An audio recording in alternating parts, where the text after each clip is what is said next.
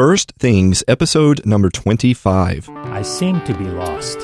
And so you're working around the clock so you don't take time for yourself to feel like an actual human being. I used to feel like no matter how hard I worked, I was just spinning my wheels. Try to be perfect and try to have everything in place at one point in time, and you can't. Hello, friends. Welcome back to First Things, the podcast dedicated to practical productivity based on modern research. My name is Brandon Vaughn, and it's my goal to help you apply productive solutions to your life to help you live with less stress, greater passion, and amazing results. So good to have you here today with me as we continue our study, our weekly study on procrastination. We have been working through week by week Neil Fiore's book called The Now Habit, and this week we are on chapter 7 of that book, which is called Working in the Flow State. Now, we only have 2 chapters left in this book, and as I mentioned to you several weeks ago, I reached out to Neil and asked him about the possibility of doing an interview with him. It looks like that may very well be a possibility. I'm still working out some of the details with Neil, but I wanted to ask you a favor. If this program has been resonating with you, if the topic of procrastination has been resonating with you, then would you consider leaving me some questions to ask Neil? Are there some things you would love to ask him about procrastination? Now, obviously, you could ask me as well, but Neil has really spent his entire life dedicated to this particular topic, so I would consider him an expert in the field on the matters of procrastination. So if you would like, you could go to my website at firstthingsproductivity.com/25, which is today's episode, and leave me some questions in the comments at the very bottom of that page. You can also leave me voicemail. You can leave me questions on Twitter. You can leave me questions on Facebook. There's many ways you can leave me some questions, but I would love it. Now, I'm already writing up some questions for Neil, so if I'm able to get him into an interview, I already have some things that I want to ask him and that I've been thinking about as we've been studying this, but I would love to be asking questions that you guys have. So think about this. If there are some questions about procrastination that you're really interested in, and maybe some of the topics we've talked about have stirred up some things in your own life, or just some things that you are wondering about, then let me know, and I would be happy to look at adding those onto the list that we talked to Neil about, hopefully in a week or two is what my hope is. So today we're talking about working in the flow state. And these last chapters are very important, but they definitely are looking at more specialty topics and kind of wrapping it up. To me, the heart of the book is what we have talked about. Things like the reverse calendar, the unscheduled, the guilt-free play, which is tremendous to me. That is a huge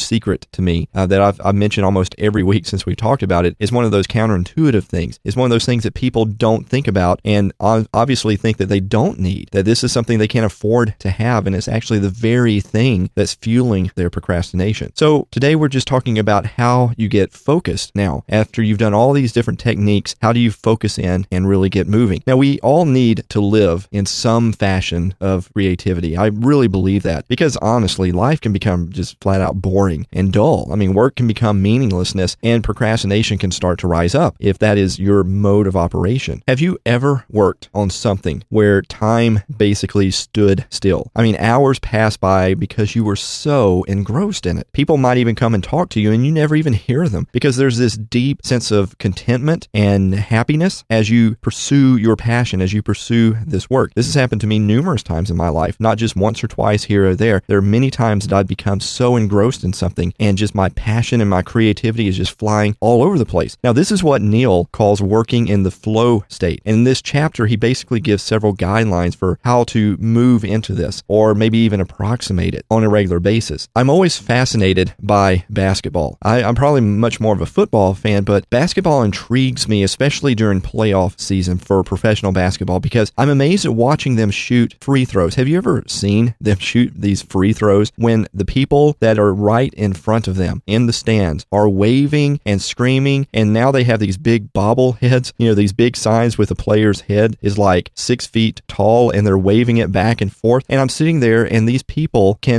pro basketball players can tune all of that noise that is staring them right in front of their face. They can tune it out, and they can still make their free throws. And I'm sitting there thinking I would start laughing, or I would be so distracted and start thinking about what was in front of me. But they're able to do that. They can ignore that, and they can focus. They can drill down. It is almost like, I don't know how to describe it. It's almost like they're in a different dimension of being. And I don't think this is unique to them. I think it just took some practice. I think it takes some dedication. I think it takes some focus. And all of us can do this in our areas of life. We can be very much the same way. Now, I've played some quotes from the Legend of Bagger Vance movie on this show. I actually had one or two of you write me and say, thank you for telling me about this movie because I've never had seen it before. And to me, it's an amazing movie. Yes, I know it's about golf, and a lot of people say, oh, I don't want to watch a movie about golf, but it is just such an amazing movie about life and about tackling the obstacles in your life. And I just love it. I mean, it's a very encouraging movie and very insightful movie. But there's a scene in that movie that I find interesting because the main character, Juna is his name. He's the golfer, and he basically in this movie is trying to learn how to find his authentic swing again, which is a metaphor for basically saying he's finding his mojo in life. He's finding his passion. He's finding his true north. He's finding his creativity in life. And it just so happens that the metaphor in the movie is this game of golf, but he's trying to find this. He's trying to find his focus. And one scene in the movie when he starts getting that back in his life, he is surrounded by all these people watching him play golf. And as he concentrates on making this particular shot, in the scene, all of the people start disappearing to where basically he's out there all by himself, basically playing the game. And I love that scene because to me that describes being in the zone. And that is how I want to know life. When I get focused on something that I am passionate about, that I'm creative and I want to apply my creativity to, I want to basically zone out into that very thing. I want to become so consumed with that everything around me kind of blurs from my attention. And we need to know that these particular types of states of mind are possible, but they do require some type of practice. They can be learned though. And really a lot of us already do this. If you think about it, if you can't think of ways in which you've done it for work, then many of us have done it for things like movies that we watch or books that we read. I once watched a movie with a guy that drove me absolutely crazy because I was watching something like Die Hard or some Rambo movie or something like that. And I was enjoying it. Yeah, it wasn't intellectually stimulating by any means, but it was just fun to watch. And this guy would constantly say, yeah, that could never happen. Oh, yeah, right. Like that would really ever happen in life. And I just wanted to throw something at him. Will you please shut up?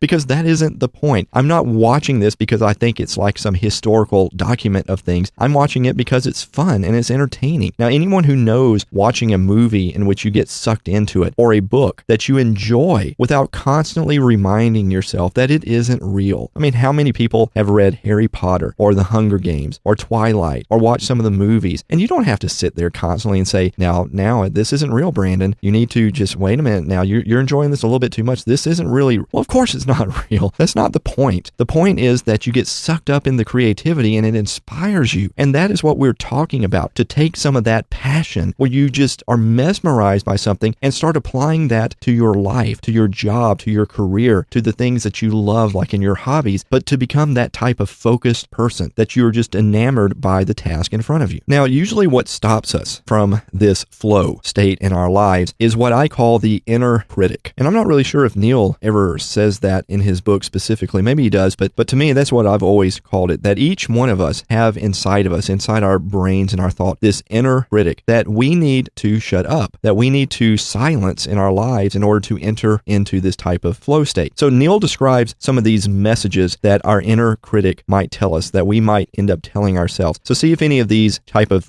quotes sound familiar to you, like something that your inner critic might be screaming inside of you. Try this one. But is this the right direction? And we sit and we question ourselves. Well, maybe it's not. Maybe I should stop. Oh, what if it's not the right direction? Maybe I should reevaluate things. Maybe I should go back to the beginning and start all over again. Or how about this one? Will it be good enough? And then we start saying, I don't know if it will be good enough. Maybe I should start back over again. Maybe I should just stop. Maybe I don't know what to do anymore. How about this fear of rejection thought? What if the boss or the teacher or the audience isn't happy with it? What will they think then? And this is definitely in job situations. Many times I've developed presentations or papers or any type, and I think, what if they don't like it? What if they reject it? What if the teacher says this? Now, fortunately, right now, I'm not facing this with my music because nobody listens to my music and nobody's bought my music. And I've often thought, how hard would that be for me if people actually did start liking my music? Out of some random thing that people said, yeah, I like this, and people actually started buying it. Could I make a second album of something and it not affect me because I sit there and think, well, what will people think? Will they buy this one because they bought the last one? It becomes an identity kick instead of just doing it because I love doing it. And hopefully people will like it. And if they don't, I'm still going to do it anyway. But anyway, that's that inner critic in us. Or how about this? Some people will sit there and their inner critic will say, can I do it? And then I don't know if I can do do this? I've never done this before. I just don't know. Or how about this one? I have to finish soon. Oh, I've got to. I should. I ought. We've talked about that before. We just should on ourselves and we ought on ourselves all the time. Or how about this type of voice? When will I ever learn to start earlier? And we just kick ourselves. I should have started this weeks ago. When am I ever going to start? Well, see, if you start seeing this and you start telling yourself this, if you let that inner critic inside of your mind speak these things to you and you don't challenge them, that kind of thing makes you lose your focus. It makes you lose your energy. It's condemning to you. And basically, it's like spinning your wheels. When will I ever learn to start earlier is not something that infuses you with strength and passion. It drains it from your very life. Or try this one on for size. There's so much to do. And we say that it's something that sucks the very energy and life out of us. We look at this as living in tomorrow again instead of embracing the now moment. What can I do today, even if it's just one step, or if it's just 1 foot forward, or if it's just 1 millimeter forward? Just do something today that moves you forward. But no, we sit and we try to plan the whole thing out and we lose focus. We lose focus off the now moment because we're too busy trying to live in tomorrow's world. Now, very simply, we must learn to turn off the critic inside our heads. And we'll talk about this in just a minute, but this is both the critic of the past of how you should have done something, as also the critic of the future about how you ought to do something and how you want to plan out every minute detail, and you can't. It's just draining you away from the now moment. And you've got to learn to turn that critic off and the details off. We just get so focused on the details that we quit moving forward. Now, at least at first, I think details are important, but the point is you've got to get started and then let the creativity build the road. So your creativity is going to build that highway by which you're going to travel. Then, as we get moving along, then we want to let the details come back to organize and firm up what we've started. I always think in strange analogies because it helps me. If I can think of my life in certain particular ways, analogies, pictures, it just helps me grasp a lot of this truth. So I like to think of my creativity as an insecure introvert.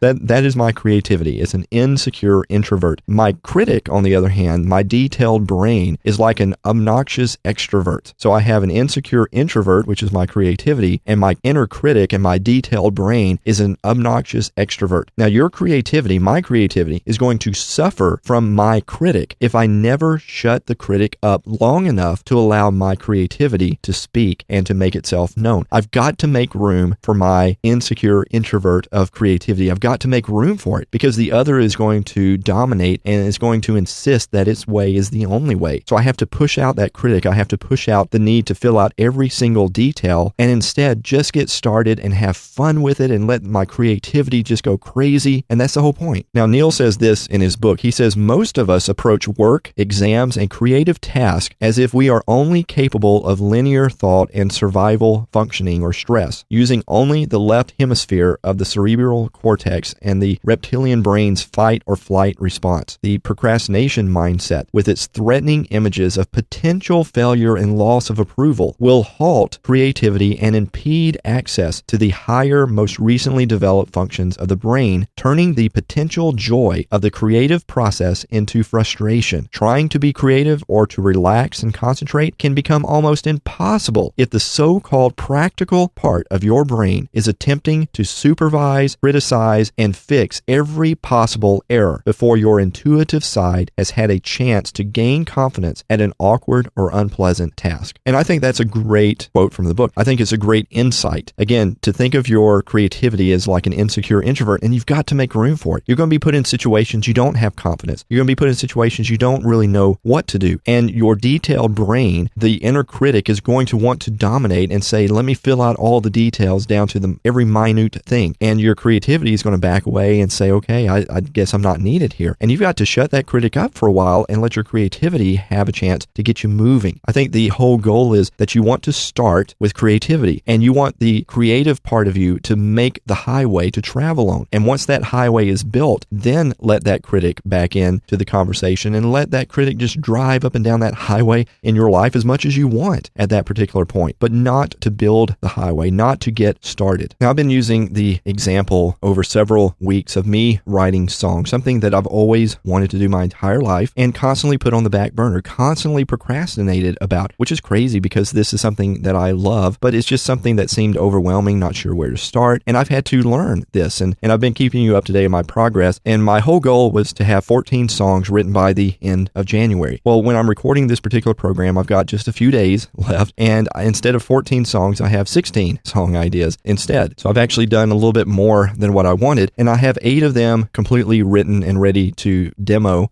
for a friend of mine who's going to help me do some drums on them. I still have about 6 to 8 songs I've got to try to finish up, and I'm looking at the calendar and I'm thinking, gosh, can I do this? And I could easily get under stress and start condemning myself, but I'm not, because I'm looking at this and I've written 8 songs, and my goodness, this is more than I've ever written in my entire life. I've been playing music for at least 20 years of my life, and I've written more songs in the last 20 some odd days than I have in 20 years. So I'm not going to beat up on myself, but I am going to really push myself the next few days to try to finish these songs. And if I go a little bit into February, okay, I do that. But again, I'm not beating up on myself, but I'm going to try. I really am. So I'll let you know in my next episode if I actually succeed. But hopefully if I didn't and I went over by a few days, I will have finished up all this writing by then. But okay, back to the topic. I had to turn off this critic in my head, because as I was writing these songs, I started, the critic and the detail part of my brain started wanting to chip in. Okay, how will this sound exactly? And what kind of drum sounds do I want? What instrument should I use? I wonder how the vocal harmony should be here. What type of guitar sounds should I be using here? I wonder if I should go experiment with a couple of guitar sounds really quick and just kind of get a feel for it. And yeah, maybe I'll have some violin and some string libraries that I play right there, but I wonder if I should just do 1 violin or 2 violins or 4 violins or 8 or 16. I mean, I can just plan out everything in detail. And guess what? I'll tell you the secret. This is the way I was doing it for 20 years, and I didn't write but 2 or 3 songs that entire time. That detail, that critic, was not helping me. And why? Because my creativity is that insecure introvert. So my creativity said, hey, if you just want to take over and call all the shots and fill in all the details, then I'm checking out. I'll see you later. And that's what my creativity did for about 20 years of me wanting to do music. And now I'm back and I'm saying, you know what, critic, just shut up for a minute. I don't really care how I'm going to do it. I don't care how it sounds. I don't care about what the guitars are going to be like. I don't care about any of this. I just want to have fun and write a song, and I want to write it about this, or I want to write it about that, and just write it and have fun with it and play around with the lyrics, and I'll worry about all that detail after I've written the song. But let my creativity reign. And right now, critic, you're locked out of the room. I shut the door, and not only did I shut the door, I locked that joker. You're not getting in. You're not getting in until my creativity side of me has had a chance to finish the work that's in front of me. So instead, I've just relaxed. And I've written. I haven't thought about the details. I haven't thought about the how. Just in the now moment, I have been dreaming. That's it. And in fact, to me, that is a big secret of life, is to dream. And you know, we used to dream when we were kids. We had dreams about all sorts of things. We used to play. We had the greatest imagination when we were kids. And what happened to us? Honestly, what happened to us? We thought we were growing up. But in growing up, if we lost our dreams and our imaginations, we didn't grow up, we died. That's the honest truth. Because the greatest thing you have in your life is the ability to dream and the ability to see things that are not, the ability to imagine. And if you lose that, you've lost everything. Everything. You have quit seeing in color, you're seeing in black and white. In fact, I thought about this today, that these are some words that I do not want to see on my tombstone. Now, honestly, I don't know what I want to see on my tombstone, but these are words I don't want to see on his tombstone. Here lies Brandon. He watched the world in color, but he dreamed in black and white. I tell you, my friends, I do not want to hear that. I don't want to see that. I don't want that anywhere near me. That here's a person, here's my life. And he watched the world in color, but when it came to him dreaming, he only could dream in black and white. I don't want that at all. I want to dream in color. I want to let my imagination go wild in everything that I do. So in the past, I've always been focused on details.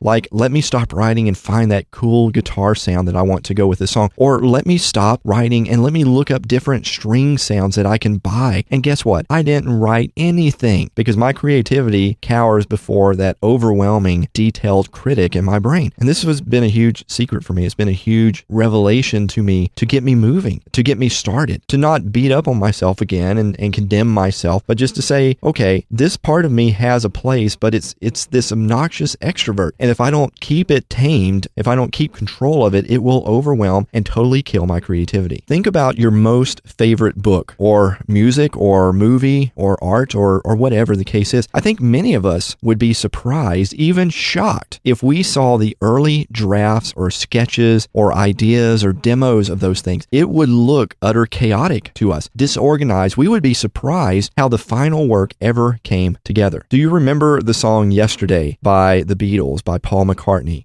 Do you know that the original version of that, Paul woke up with this melody in his head, went to the piano, started playing it, then asked all the other guys in the band, what song is this? Because I heard it when I was dreaming. It's funny that he heard the song while he was dreaming. And the guys like, we haven't ever heard of that before. So he's like, I like this song. I want to do something with it. But he could not think of the words. And you know the words today, yesterday, all my troubles seem so far away. But in the original version, he couldn't think of anything. So he came up with the craziest words. It was originally titled Scrambled Eggs.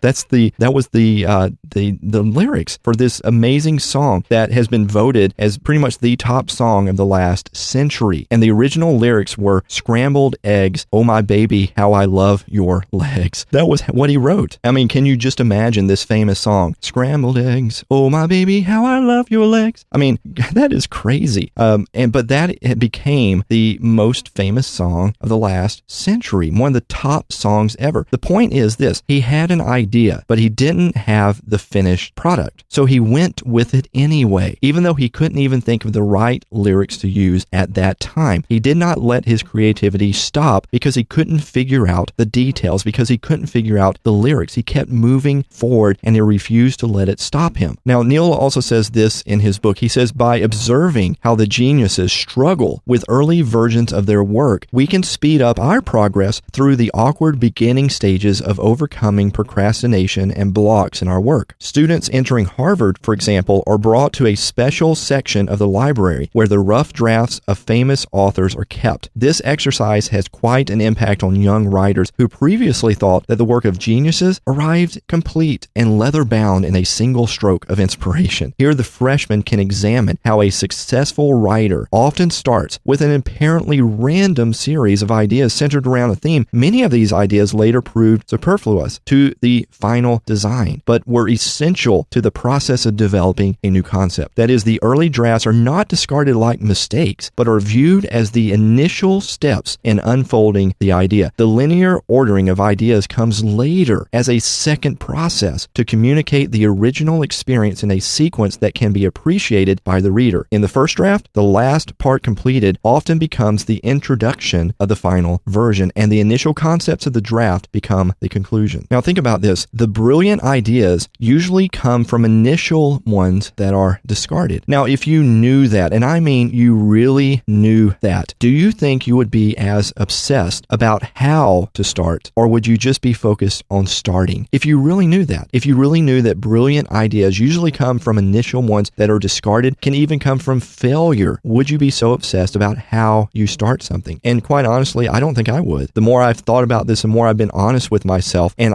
this is where I can stumble quite a bit. Just being honest with you as someone who struggled with procrastination in his life, I can really mess up right here in this area of detail, this area of the critic, this area of that I need to start it out perfectly. And really, I defeat myself because the failures can be the best opportunities for success. And if that's not the case, then my initial ideas are going to get me in the direction of the final ideas. And those initial ideas may be tossed out, they may be laughed at, they may be crumpled up on the floor, but they are how I got onto the ramp. This is my own ramp on the highway that actually moves me places. But I don't know if you ever thought about ramps to get on highways. The ramp in itself is just an entry point. It isn't the highway itself, and it isn't where you're going to be 20 miles down the road, but it's a needed first step. Now, in the last part of this particular chapter, Neil starts talking about focusing exercises, which I'm not going to detail here. So again, grab the book. I think this is something that many of you would find very interesting. It's sort of a meditation type of exercise of breathing and saying certain things to yourself to kind of focus and drill down into something. But here's some key points that he makes as you're doing something like this. And whether it's like breathing or going out on a walk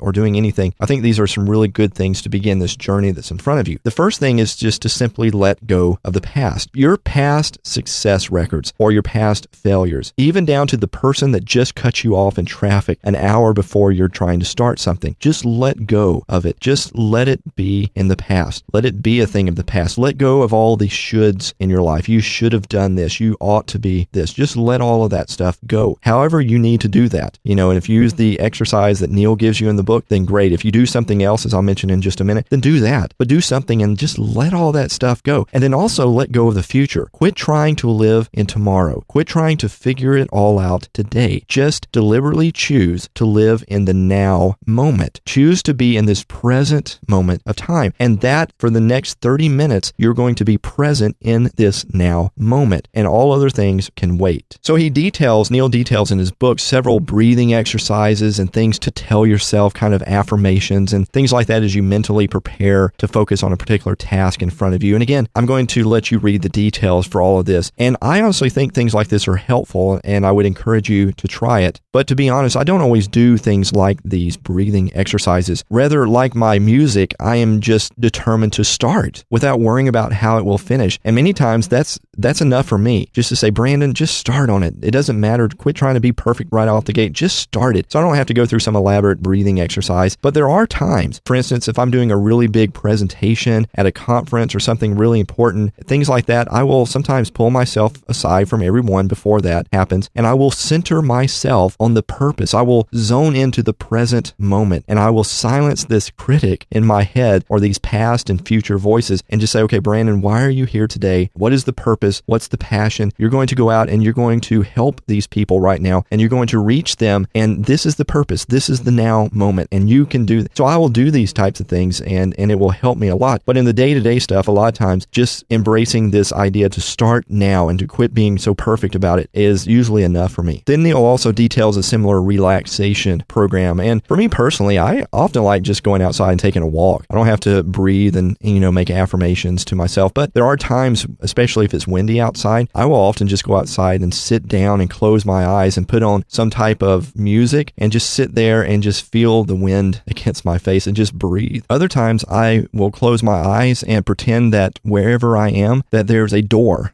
right there that leads out to the mountains or the beach. And I will just imagine myself feeling that environment, walking outside and just looking at those mountains and taking that in, or smelling the salt of the beach. And then I will step back inside to my present world. The whole point is just find something that enables you to embrace the now moment. Some people like meditation or yoga or reading a book or taking a walk or whatever the case is, but you need to find something, and it needs to be personal to you. You need to find something that works, that can help you focus, that can help you relax, that can calm you down if your emotions get all out of whack, and start doing it. Start helping you regain your focus. So the last quote from Neil today, he says, working in the flow state or in the zone removes the emotional need to procrastinate and accelerates your progress toward your goals. The flow state provides a magical bridge from anxiety into tranquility and safety by teaching you how to rapidly shift from your brain's survival functions to its creative functions. You already know how to talk to yourself with messages of safety and direction that evoke the right level of energy for work. You know how to give yourself clear, resolute statements such as, I will be at my desk at 3 p.m. for 30 quality minutes with great curiosity and interest, or I choose to start at 8 a.m. by writing one more letter, or at 10 I will find one file and stay with it for at least 15 minutes, or I can start on a small part of the budget by 11:30 a.m. and really look forward to lunch. These are what we've been talking about the last few weeks. These are examples that Neil gives of these kind of affirmation statements. These statements combine the three elements of effective work imagery: when, where, and on what you will start, and imply choice, safety, and starting. But the fourth step necessary to complete the process and tap into the power of working in the flow state is one we discussed earlier in this chapter, which was focusing. So in the past weeks, we have talked about the importance of choice, of building safety nets in case of failure, and to me, maybe the most important thing of all, which is just flat out starting on it. But the main point of this chapter is that there is really a fourth aspect, that of silencing the critic of the past, the critic of the future, and being in the now moment. That is focusing. That's all that focusing really is, being in the now moment. In a way, perhaps focusing, maybe it's just the state of choice and safety and starting. It's like mixing flour and eggs and sugar to make a cake. To have choice, to have that safety net, to just start doing things might very well result in focus. Maybe focus is like the cake and the ingredients are the choice and the safety and the starting. Yet still, I do think there is a point in which you live in the now moment. I think that's the whole point. It isn't so much that you just focus on something, but you're really embracing the now moment. And if you embrace the now moment, you will be focusing on that thing in front of you. And hopefully some of the techniques that we've talked about today have stimulated formulated your own thoughts on how you can better focus on the now moment and truly get started. So let me give you an overarching summary of what we've talked about the last 7 weeks. We've talked about that we always have a choice and we must choose, that we need to sometimes play out the worst case scenario and build safety nets to get beyond the fear of failure. We've also talked about the fact that the most important part is just starting and to quit worrying about the best way to start or to become consumed with how to finish. We've talked about how we should work backwards, breaking down a task into small, winnable pieces, the reverse calendar. And we've learned the unschedule, by which we deliberately put into our schedule our leisure and recreation, because that is actually the secret weapon that will kill off procrastination for many, many people. So a little bit shorter episode today, because that's all that's pretty much in this particular chapter. And we only have 2 more chapters to talk through. And that's going to be basically about what about setbacks? What do we deal with failure? How do we bounce back from failure and learn more resilience as we apply these techniques to our lives? And then we're going to end by talking about how do we manage people who procrastinate. So if you're a manager of people, it may be one thing for you not to procrastinate, but what happens if the person that's working under you is procrastinating? Or what if your boss is a procrastinator? Or what happens if you live with someone who is a procrastinator or who procrastinates? It's one thing, again, for us to overcome it, but how do we help those around us to overcome this as well? Now, I mentioned at the beginning of the episode that I hope to interview Neil in the next few weeks. I hope that will come to pass. I will let you know. But do you have any questions for Neil? You've been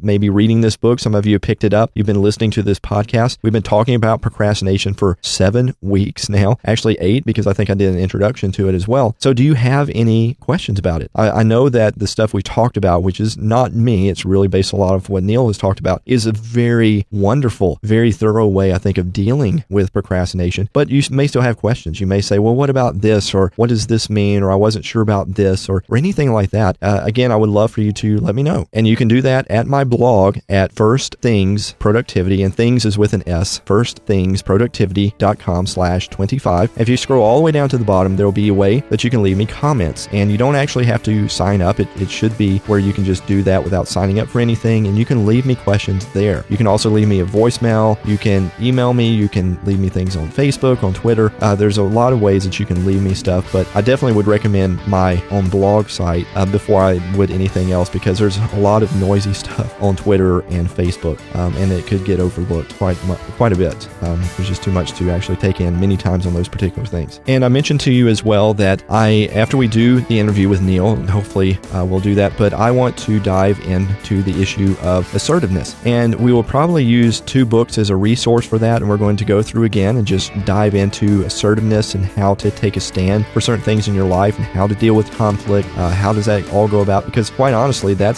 can be a big time robber and a big robber of productivity when we're having to deal with conflict, when we have to deal with people who won't take no for an answer, and how do we do that type of stuff. There's 2 resources, and I will mention these in future weeks and put a link for them. But if you want to pick up them in the future, or go ahead and pick them up for these future studies, there's one book I will reference at times called When I Say No, I Feel Guilty. And this is a very old book. I think it was written back in the 1970s, and it was the source of the podcast that I did about learning to say no. And I think it's a great resource, and we will look at that. And there's another resource that I think will be really good and probably be the primary thing that we actually study off of, and it is called the Assertiveness Workbook. And I'll give you details and the author details of that as we get closer to this. Well, that wraps up this episode of Learning to Live in the Flow State, learning to be in the zone. As always, I definitely appreciate any ratings and comments that you leave me on whatever device that you are listening to me on, whether that be Zune or BlackBerry or Double Twist or iTunes. It just helps me get the word out to people, helps people trust the show, makes them know what the show is about, and the fact that people actually get something out of it, and they'll say, hey, I guess I'll check this out. This might be kind of worthwhile of my time. Let me give this person 30, 40 minutes and see what they have to say. And if you have any comments or questions on this particular episode, you can also leave that in my discussion area at firstthingsproductivity.com/25. So until next time, remember this: scrambled eggs. Oh my baby, how I love your legs. Quit worrying about how you start. Just start. Just focus. Just embrace the now moment and get moving. Embrace today with passion and intention, and don't die with your music still inside you.